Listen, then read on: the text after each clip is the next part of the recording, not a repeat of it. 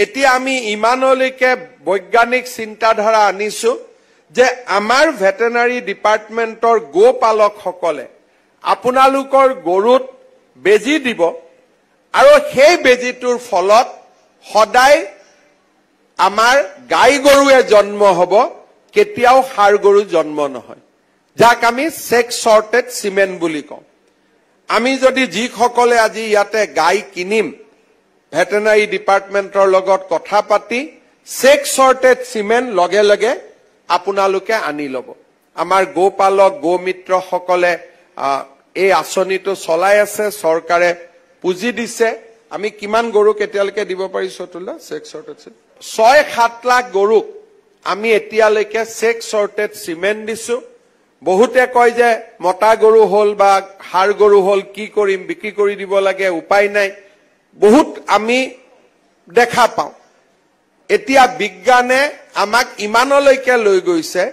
যে গাই গৰুৰ সন্তান সন্ততি গাই গৰুহে হ'ব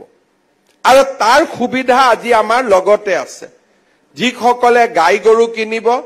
তেওঁলোকে সেক্স সৰ্টেড সিমেন্ট গাই গৰুত যদি ইনজেক্ট কৰাই লয় তেতিয়ালে এইটো চিন্তা কৰিব নালাগে স্যাৰ গাই গৰু হালুৱা গৰু হৈ গল ইয়াতো হালুৱা গৰু কাম নাই গৰু বিক্ৰী কৰিব লাগিব গতিকে এই চিন্তাবিলাকো লাহে লাহে আমাৰ নোহোৱা হৈছে মই জিলা আয়ুক্ত মহোদয়ক অনুৰোধ কৰিম যে এই গোটেই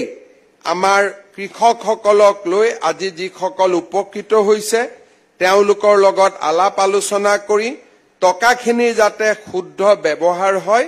তাৰ বাবে প্ৰচেষ্টা কৰিব গৰুৰ গোবৰেদিও আজিকালি আমি বায়োগেছ বনাও আজি আমাৰ বায়োগেছ আৰু বায়ো সিএনজিৰ ক্ষেত্ৰত লাহে লাহে ভাৰত এক বিশ্ব মহাশক্তিত পৰিণত হ'ব গৈ আছে আমাৰ ঘৰৰ খেতি পথাৰত ধান উৎপাদন নকৰি এতিয়া যদি আমি নাইপাৰ ঘাঁহু আমি উৎপাদন কৰিব আৰম্ভ কৰো তাৰ পৰা আমি পেট্ৰল ডিজেললৈকে আমি বনাব পাৰো